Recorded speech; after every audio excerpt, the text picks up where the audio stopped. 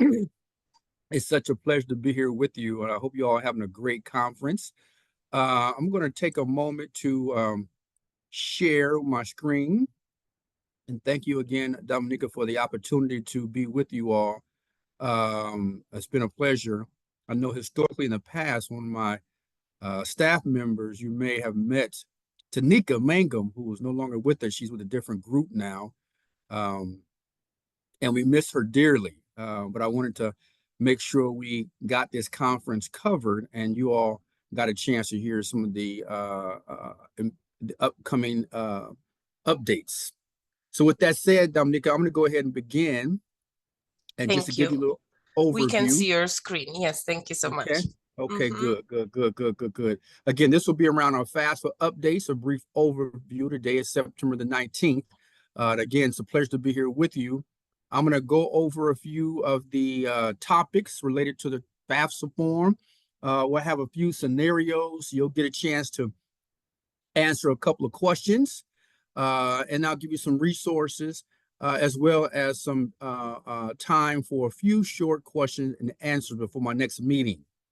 But for those of you who didn't see in the chat, I listed an FSA partner email notification. So you can click on that link and see the updated information for upcoming webinars and information. And I'll share more about that at the end of today's presentation. Let's go ahead and get started. Today's agenda will again cover the introduction of the 25-26 FAFSA form, a little background information about how that got started, from our 24-25 FAFSA timeline, and also some key changes that you will be able to see and take note of as we move forward to the new FAFSA 25-26 application year. And as I mentioned earlier, some question and answers we'll go over. Is that all right? Let's get started. Just an introduction. In 2024, we started some big changes. And these are some changes, one of whom was a major redesign overhaul, which has not taken place since the last 40 years. So we're really proud of the progress we're making and the movement towards making things better for our customers. We've extended or we've completed some new updates to extend to some new back-end systems, some things you won't see physically, but some back-end change as relates to technology and also our process, again, making sure our data is continually safe and secure for all our applicants. Our goal is to continue to streamline the process and make the application process, again, much smoother for all interested in completing the FAFSA and interested in receiving federal student aid. Some background information while we made these changes, and these changes were related to the Future Act and the FAFSA Simplification Act, two important acts. These acts mandates that we use the IRS data retrieval tool and we communicate more directly with the IRS when it comes to transferring and transporting information back and forth between the FAFSA form and the IRS. And the Simplification Act introduced some changes as it relates to our processes related to our FAFSA form and how students and families complete the form and the eligibility calculation. We'll get a little more about that calculation in a second. Again, FAFSA updates, just a little phase-in implementation process. We started way back in 21-22 with beginning some of these changes. You may have seen the removal of the questions related to negative consequences associated with drug conviction or failure to register for selective services. That was removed. We moved on the 22-23 award year, and we made some changes to the comments on the student's SAR or student aid report, made it more clear and more understandable for applicants. We moved to the 23-24 FAFSA year, and we implemented new things as it relates to the expansion of professional judgment, adjustments related to the applicants who couldn't provide information from their parents. And also we expanded acceptable documentation for those who may be unaccompanied minors or homeless youth. So we wanted to make sure all those were updated on time. And also the 24-25 award year, which is the year we're in right now or presently, we actually made change to the verification selection process. I mentioned earlier the data exchange between the IRS and the FAFSA form, and re-engineered the FAFSA processing systems. So we also did some things as relates to the SAI, which is now the new standard that we will use for determining eligibility. It replaced what you may have known as the EFC, or estimated family contribution. So we'll talk a little more about that in a second. So I wanted to make sure that you are aware and to give you a little update on how we phased in some of these new changes and when those changes took place. The 25-26 FAFSA form will launch, if you didn't know, in December of this year, 2024. Again, the 25-26 FAFSA form will launch this year in December. So spread the word to your colleagues and your students. So those students who are in your senior year, about to graduate from high school and will be in college in the 25-26 application year or academic year, their FAFSA will be launched in December of 2024. Again, I put below here on the PowerPoint screen some information related to deadlines. So by all means, go to studentaid.gov/FAFSA deadlines, and you'll get all the updated information related to deadline information. Some key changes to the process, the FAFSA process, that is, wanted to make sure you all are aware. We started in 24-25 by introducing a new term called contributor. Contributors' roles. And again, a contributor refers to anyone who is asked to provide information on the FAFSA form. So contributors are the students themselves and most often their parents from their household.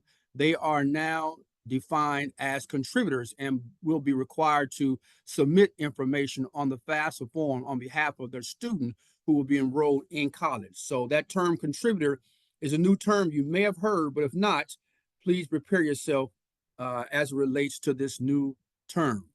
What a contributor is, as I mentioned earlier, is anyone who's required to provide information on the student's FAFSA form, including the student themselves, they're considered a contributor, and the student's spouse, the student's spouse or biological or adopted parents, or parents, step-parents.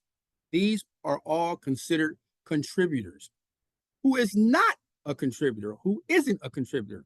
That would be your grandparents or foster parents or legal guardians, brothers and sisters. These people, like aunts and uncles, are not considered contributors and will not be expected to supply information on behalf of the student's FAFSA form.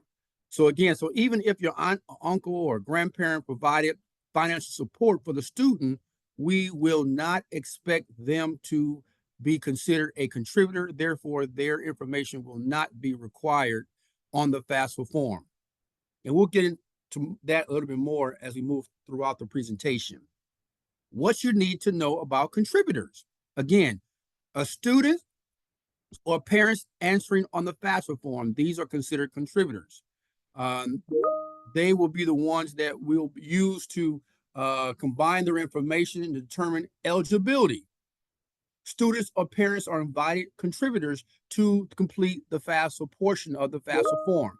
So contributors will get an invitation via email asking them to provide their information such as their date of birth, social security number, and their email address. So once the student completes their information or submits on the FAFSA form, they will tell us who their contributors are, and we will send the contributors an email so they will know that they need to complete their section of the FAFSA form. Contributors must provide personal financial information on their own section of the FAFSA form. But this does not, they are not necessarily financially responsible for the student's educational costs. So just because a parents supply their information on the FAFSA form as contributors does not necessarily mean they will be the ones responsible for covering the cost of that student's academic degree or expenses related to the FAFSA form. So just want to make sure you're aware of that. Here you see here on the screen the steps for contributors. Step number 1, the contributor, as I mentioned earlier, will receive an email informing them that they have to provide their information on the FAFSA form on behalf of the student. Step 2, the contributor will go on and log on to studentaid.gov and establish an account if they don't already have one. So everyone is required, the student and the contributors as parents, are required to have their own separate studentaid.gov account. Step 3, contributors will then log into their account using their FSA ID, or the FSA ID or student aid account are both the same thing, which is basically a username and password. So they'll be required to log in. So the contributors will review the information about completing their sections on the FAFSA form in step 4. And then step 5, the contributors will provide the required information on the student's FAFSA form. So again, the student will have their section and they'll go ahead and log into their studentaid.gov account and complete that information. And the contributors, parents in this case, will be required to establish their own separate studentaid.gov account, and then they will complete the financial information, which will be tied to that student's information, and both will submit their information simultaneously. Or they can do it at different times, but the point is they both will be required to establish their own separate studentaid.gov account. And they can track information about the status of the application on their studentaid.gov account when they log in. But again, being a contributor does not necessarily implicate financial responsibility. So if a parent submits the information as they're required to, it doesn't necessarily mean that they're responsible for paying for a student's education. Let's try an example scenario here. Meet Anna. Anna is a senior in high school who plans to attend college in the fall of 2024. Anna's parents are divorced. Anna's mom lives in a different state and does not provide financial support. Anna's dad, stepmom, grandmother, and older brother all live in the same house as Anna. So again, I want you to catch that last sentence. Anna's dad, stepmother, grandmother, and older brother all live in the same house as Anna. Now, quiz question.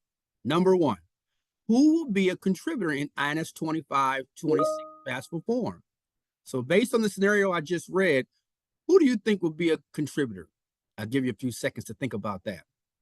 Is it A, Anna's mom and father? Is it B, Anna's father and stepmother? Or is it C, Anna's father? Or D, all family members in Anna's household are considered contributors? Let's see what the answer is.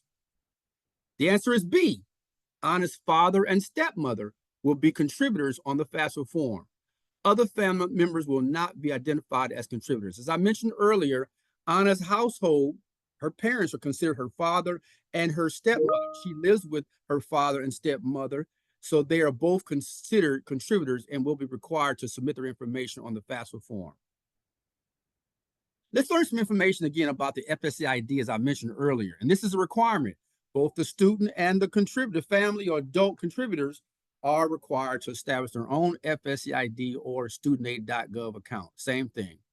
All students must create the studentaid.gov account, as I mentioned earlier, online. And it is basically an account that has an account, username, and password. And even if a contributor doesn't have a social security number, they can still get an FSA ID to fill out the FAFSA form online. Again, so stay tuned for additional information about FSA ID in the upcoming webinar. We'll be providing those as we move throughout this academic year. So stay tuned for those announcements.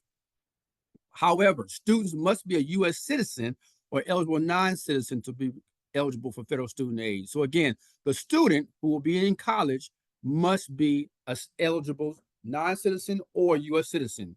The student who will be in college must be a U.S. citizen. So the parents may not be, and they can still establish a studentaid.gov account, and they may not be necessarily a U.S. citizen, but the student who will be enrolled in college must be an eligible non-citizen or U.S. citizen in order to be considered for federal student aid. Financial aid direct data exchange. What's new is we will be exchanging information. All students and contributor information must provide a consent. And the consent is you consenting that federal student aid will be able to transmit your information directly from the IRS and exchange it onto from the tax return onto the FAFSA form directly. Again, You're consenting to have their federal tax information used to determine the student's eligibility for federal student aid, and you're consenting to allow the U.S. Department of Education to share this information from their tax return with the schools and state higher education agencies. So those are the only two entities that we'll interact with, the IRS and the state higher education agency, so the student can be considered for possibly state aid scholarships as well. So even if the students or contributors don't have a Social Security number, I'll say again, and they didn't file taxes or file taxes outside the U.S., they still need to provide consent. So there's a box on the FAFSA form where you'll check, where you'll provide consent to these three things I mentioned here earlier, and that data can be successfully exchanged. What you need to know: if a student or contributor doesn't provide that consent, or they don't check their box to have that information transferred into the FAFSA form, the student may become ineligible for federal student aid. So even if you manually enter their tax information in the FAFSA form, if they don't check the box that they're providing that consent, it can negatively impact the student's ability to receive federal student aid. So again, information about how federal tax information will be used and the consequences of not providing consent will be included on the FAFSA form. So we'll let you know that notification on the FAFSA form, but we want you to know that if you, the contributor who is required to supply their information and check the box that they consent for the information to be transferred to the FAFSA form, could negatively impact the student's ability to receive federal aid in the 25-26 academic year. Let's try another quiz question here. Meet Eric, Juan, and Jamie. Eric and Juan live with their son, Jamie, who will be a sophomore in college in the fall of 24. When Jamie fills out the 25-26 FAFSA form, both Eric and Juan are identified as contributors. Juan filled a 23 federal tax return as married, filing separately. However, Eric didn't fill out a tax return due to low income. What's the question? Pop question number 2. True or false? Because Eric didn't file taxes and only Juan will need to provide consent to transfer federal tax information into Jamie's FAFSA form. Is that true or false? I'll give you a second or two to ponder that. Let's see what the answer is. The answer is false. As a legal parents, both Eric and Juan are contributors on Jamie's FAFSA form and must provide consent to transfer federal tax information. So even if Eric didn't file taxes, if Eric fails to provide consent, Jamie may become ineligible to receive federal student aid. So again, it's important that you check the box providing that consent so the student can receive a consideration or an eligibility determination can be made for federal student aid. A new change this year, again, Student Aid Index. It's a new term, SAI. The Student Aid Index is a number. It's not the student's bill or how much the tuition costs. It is an index number that is used to determine eligibility for need-based aid. And that's typically a Pell Grant. It's calculated using the information that a student provides on the FAFSA form. So what information that the student and the contributors put on the FAFSA form is the information that will be used along with that SAI to determine one's eligibility. The SAI will replace what you may have heard formerly as the EFC, or expected family contribution. So again, in 25-26 award year, we are now going to be referring to this new term as the SAI, or the Student Aid Index. Again, the Student Aid Index can be a negative number down from negative 1,500 all the way up to 0. And again, we'll look at determining what one's need is. We'll take in consideration the cost of attendance minus that Student Aid Index and any other aid the student may be receiving, and that would equal the overall need or unmet need the student may still have remaining.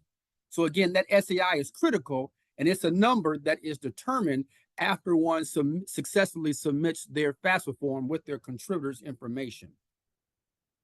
Again, what you need to know is simply an index number, the SAI that is. and it represents a change in the methodology that we use to determine one's eligibility. What's new? Child support received will now count as an asset. So on the FAFSA form, we'll ask you a question if you're receiving child support. And based on your response, we'll determine if that will be included in the overall eligibility criteria. Number two, family farms and small businesses will now count as assets. That's new.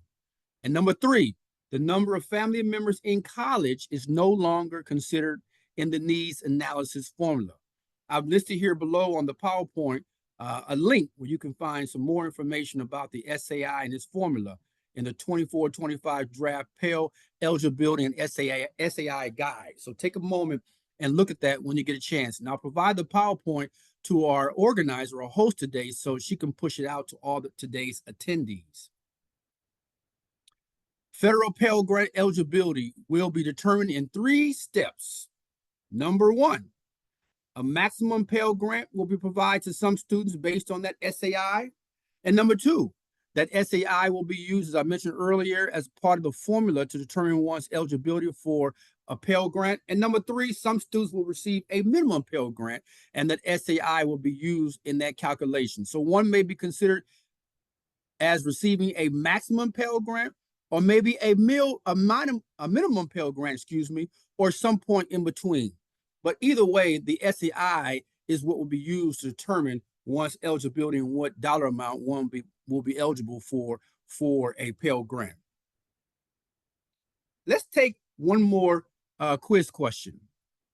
Meet Sylvie.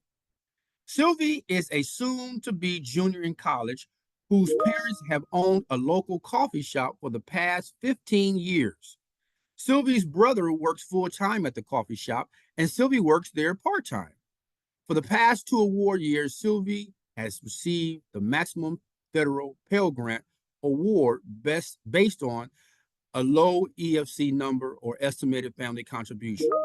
So again, in the past, Sylvie used what was called the EFC or expected family contribution, and she received the maximum Pell Grant. Pop quiz question number 3. Is this statement true or false? Because Sylvie's parents own a small family-run business, their business assets don't need to be included on the FAFSA form and won't be a factor in the Sylvie's SAI or Student Aid Index. Is that true or false? So therefore, for the 25-26 award year, Sylvie is guaranteed to receive the maximum Pell Grant award. Is that true or false? Now, we said in previous years, we used the EFC or estimated family contribution, and at that time, she received the maximum Pell Grant. But now, moving forward, for the 25-26 award year, we're now using the SAI, Student Aid Index, and she works at her family's small business. The question is she guaranteed to receive a maximum Pell Grant? Let's see what the answer is. The answer is false. For the 25-26 award year, the family's small business will no longer be excluded. It will be considered and reported as an asset, which may affect Sylvie's Student Aid Index and her Pell Grant eligibility. Eligibility for the Pell Grant and other need-based aid will depend on Sylvie's SAI. So based on what the calculation comes out with her SAI and her cost of attendance and other financial assistance, in addition to her family size and adjusted gross income, poverty guidelines, and tax filing status, those are the elements that will be used to determine whether or not Sylvie will be getting a Pell Grant in the 25-26 academic year or not. Some key changes. Let's switch gears. Unusual and special circumstances. And we're winding down here now, folks. I want you to be aware of unusual and special circumstances. So in your work, you may come across some students who may fall in this category. You can properly advise them and help them. Unusual circumstances are when a student is ineligible to contact a parent, or where they can't contact their parents or pose a risk to the student. Starting the 25-26 award year, applicants who indicate on their FAFSA form that they have unusual circumstances will be granted provisional independent status. So again, they can check the box if they can't reach their parents or have some unusual circumstances. If they check that box, they'll be granted what's called a provisional independent status. Examples of unusual circumstances include human trafficking or legally granted refugee or asylum status or parent abandonment or estrangement or student or parent incarceration. These are just a few samples, but you may have some other samples or situations that may cause a student to fall in this category. Some key things here on this current slide: independent students. Students are considered independent if they meet one of the following criteria, and they will not need to provide a parent contributor information. If they were born before January 1, 2001, if they're married or in a graduate program or professional student, or they're a veteran, a member of the armed forces, or if they're an orphan or a ward of court, or someone with legal dependents other than themselves, or they're emancipated minor, or someone who is unaccompanied minor, or homeless, or self-supporting, or at risk of being homeless. So if your students that you work with fall in any one of these categories, these 10 categories, they will not need a parent's contributor information. They can check the box on the FAFSA form to indicate their situation. And they will be considered an independent student, which means we'll only need the student's information. What you need to know: students with unusual circumstances will be granted provisional independent status and complete the FAFSA form without providing parental information. Number two, students with provisional independent status will receive an estimate of their federal student aid eligibility. So they'll get an estimate there.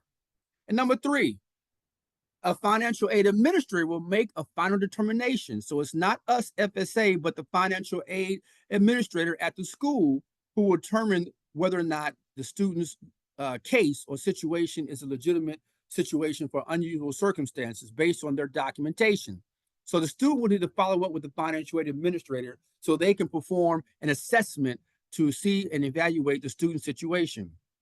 And again, if number four, if a school approves a student's unusual circumstances, then that provisional situation will become permanent and it will be an official approved status. And their independent student status will remain as long as the student stays in school and their circumstances don't change. So they'll go in as a provisional student, those provisional circumstances, and then if they are approved by the financial aid administrator, then that status will remain. They'll become independent student and they will be eligible for financial aid as an independent student, and they will not need to provide parental information on the FAFSA form.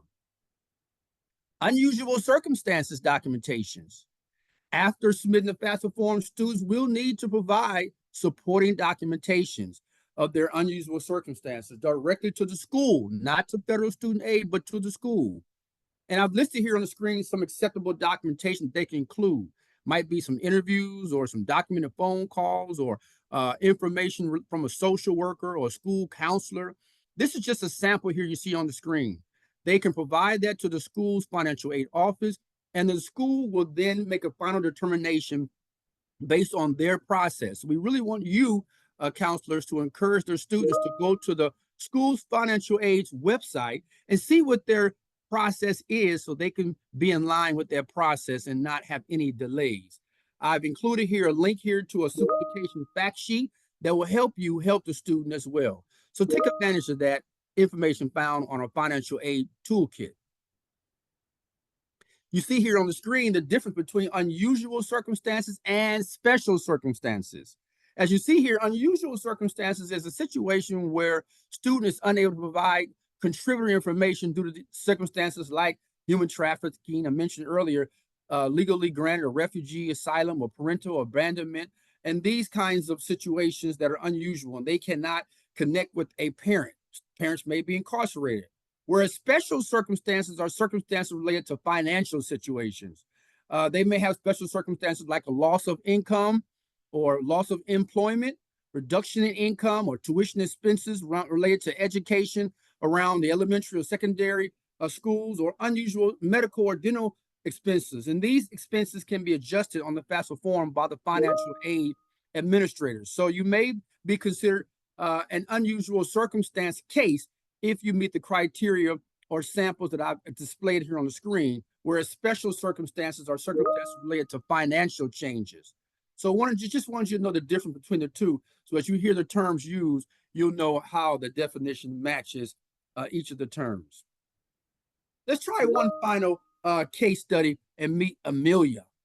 Amelia is a high school senior who was legally granted refugee status in 2021.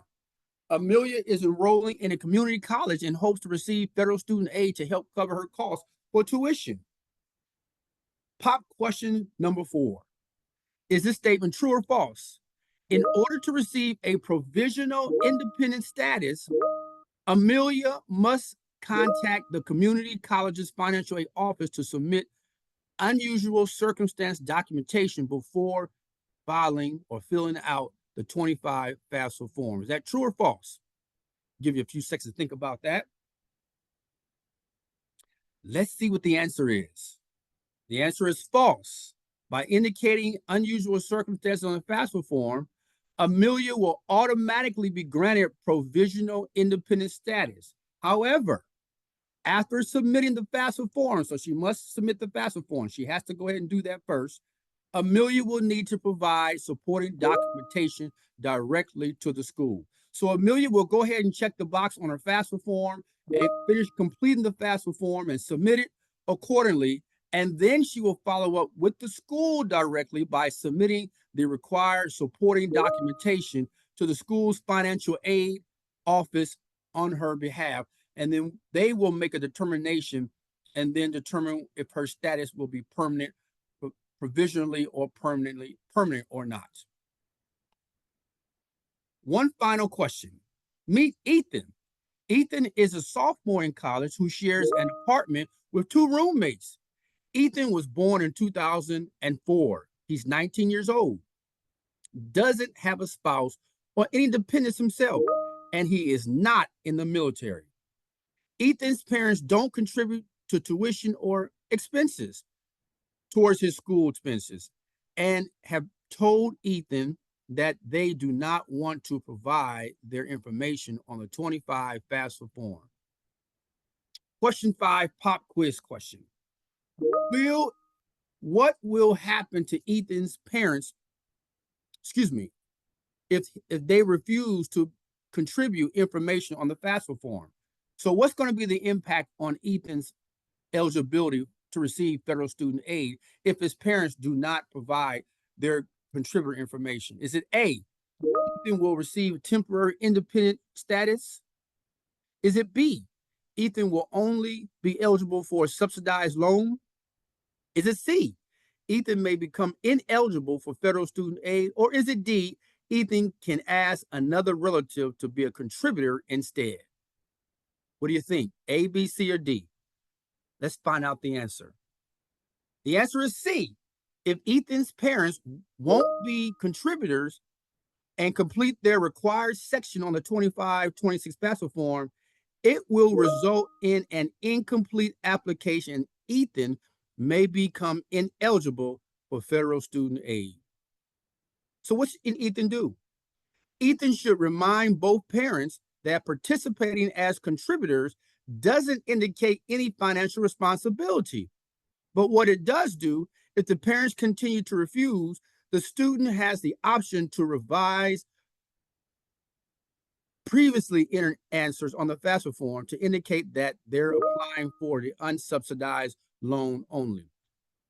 So Ethan can check the box that he only wants to be considered for an unsubsidized loan only, and doing this remove the contributor requirement. Ethan can contact the financial aid office if he needs more information. We strongly advise him to do that. So again, if his parents does not provide their contributor information on the FAFSA form, it could mean that Ethan won't be eligible for federal student aid. However, he can also just check the box as a result that he only wants to be considered for a student loan, and we won't consider him for anything like a Pell Grant or anything else.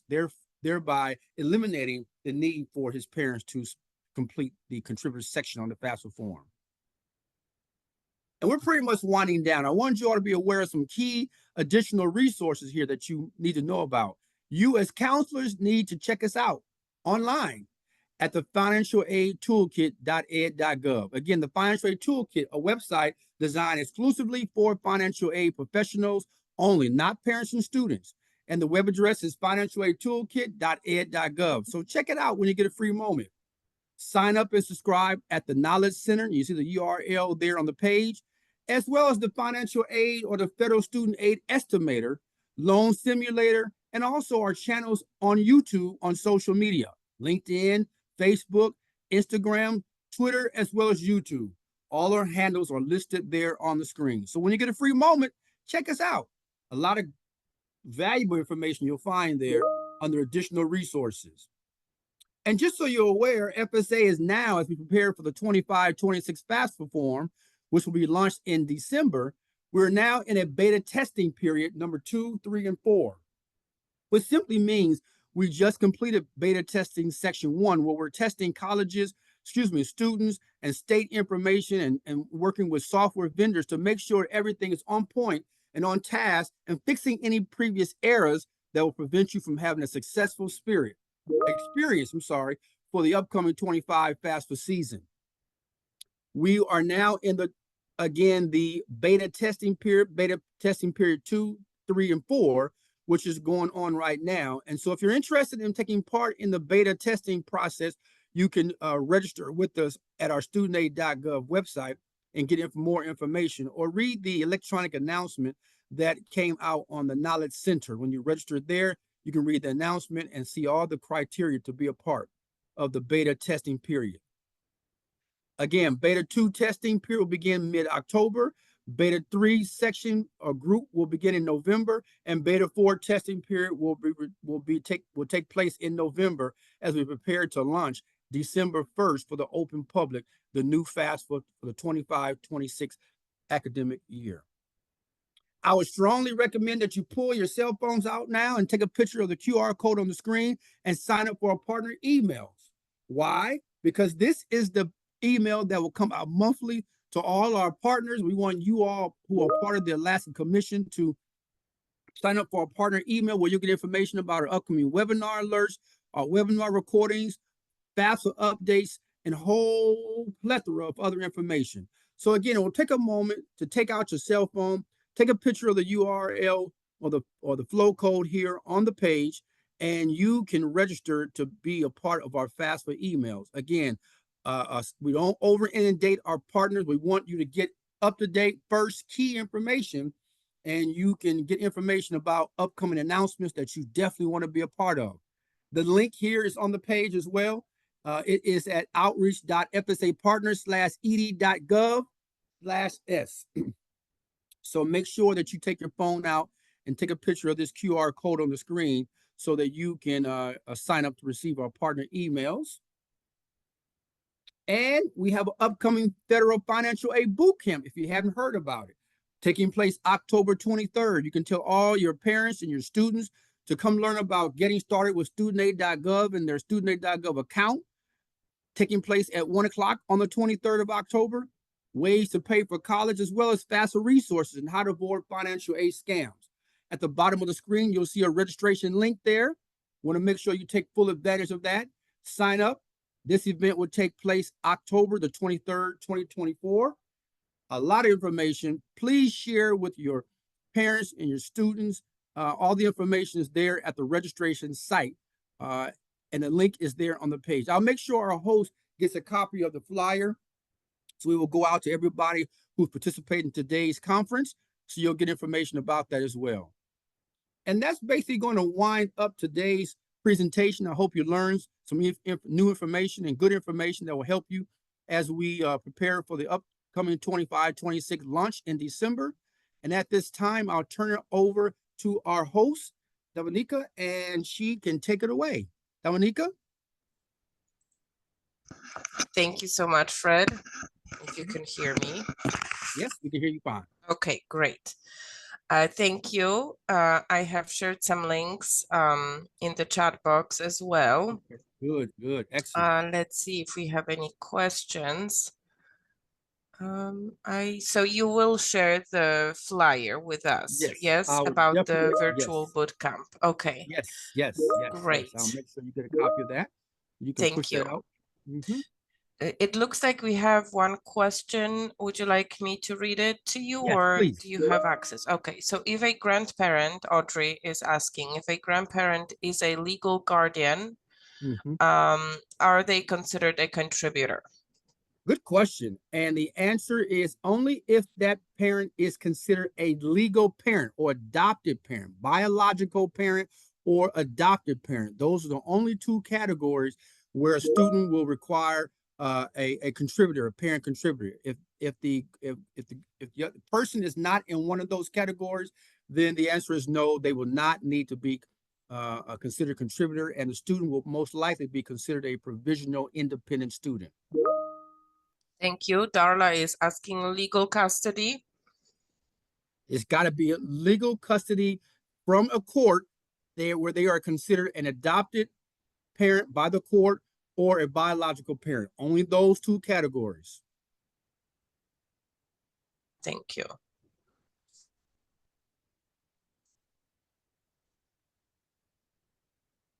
All right. Do we have any other questions from our We often get a attendees? lot of questions around that space. We don't want to confuse anybody because we know, thank goodness for parents and grandparents and aunts and uncles. But when it comes to for FAFSA purposes only, we're only looking for biological parents or adopted parents because adoption makes one a legal parent and you have to go through the court system for that approval. So if you don't meet those two categories, then the student most likely will be considered a provisional independent student and will not need a grandparents' information or aunts or uncles, and they will not be considered a contributor. So just the student's information will be required in that instance on the FAFSA form for FAFSA purposes only. Thank you. Mm-hmm. I do have a question. So you mentioned, Fred, that parent contributors are not required to be US citizens. Is That's that correct. correct? That's Okay. correct. The student is required to be a U.S. citizen, but not the parent contributor. So the parent contributor will still need to go on to studentaid.gov and sign up to receive their student aid account or to establish their student aid account or their FSA ID. But the student is the only one who must be a U.S. citizen if they want to be considered for federal aid, and the student who will be enrolled in college in the fall. Either US citizen or non-eligible, That is correct. eligible non-citizen. So in That is other correct. words, green card holders are That's correct. still Mm-hmm. eligible to receive federal financial aid. Right. You can go to studentaid.gov. And I strongly encourage you to do that. There's listing of several visa statuses and types of student, excuse me, documentation that will define an eligible non-citizens. So they can go to studentaid.gov and click on citizenship, for example, and there'll be a listing of those statuses that will define an eligible non-citizen. Mm-hmm. So when parents are non-citizens or are not eligible non-citizens, they can still create a FSA ID. Yes. Yes, that process is now available to Yes. non-social security number holders. Yes. Okay. They will need to make sure on the FSCID sign up page, make sure that they are using the exact name, their correct name and their address, city and state where they are residents, where they are current residents, and their phone number or email information. I'm sorry, that they ask you for. So you want to make sure you're completing that information. There's a box there you can check, and it will ask you if you are a citizen or not. So based on what you check, will determine what information you need to put in there. But yes, they can complete the studentaid.gov form to get an FSC ID. Thank you. We have another question from Cheryl. Are both parents considered if the student lives with them every other week? If I understand your question right, if the student lives with both parents then they will need their own student aid ID, and they will be considered contributors. If you as an applicant need to determine based on your, I don't know, custody arrangement, which parent is the majority provider. So that the student is with the parent, mom or dad, the majority part of the year or not. So whichever one the student is with the majority part of the year is the parent that would need to be considered the contributor. So you need to determine that based on your current agreement. And whichever parent is providing the most income and where the student resides is the contributor that we are looking for. So the parent who provided more financial support in the past 12 months, yes, is that yes. okay? Yes. Mm-hmm. And the student determines that, not the well, the parent, the family does. The student and the mom and dad, they all consult and they determine that. But as far as the application is concerned, we're only looking for whoever provided the most income and where the student resided. That's whose information we want on the FAFSA form. Thank you. Thank you. Do we have any other questions?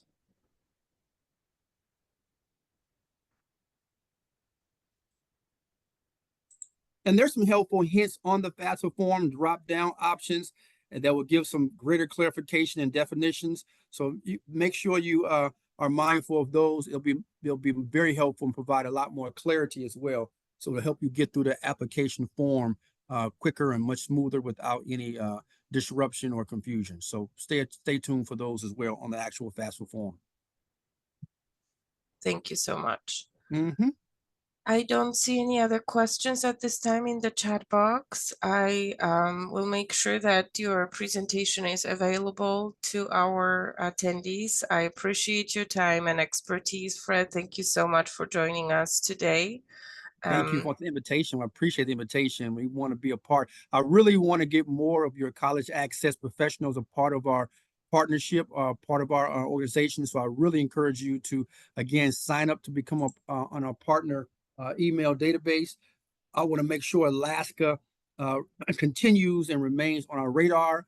And hopefully we'll get to come visit Alaska this year or next year so we can get a chance to meet some of your professionals. But we really are concerned and interested in your students there and making sure they get the information they need to successfully submit the FAFSA form so they can receive what they're definitely entitled to. Thank you, Fred. We are doing our best. We can do better, of course. A lot of our education and workforce development partners are a part of our Alaska FAFSA completion initiative, and we are hoping that next year we will be able to host another Alaska FAFSA summit, just like we did in 2023 with Sanika being our guest presenter then.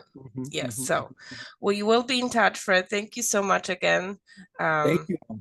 Thank you. You have a good great day. conference. Okay. Thank you so much. Bye-bye. Thank you. Bye-bye.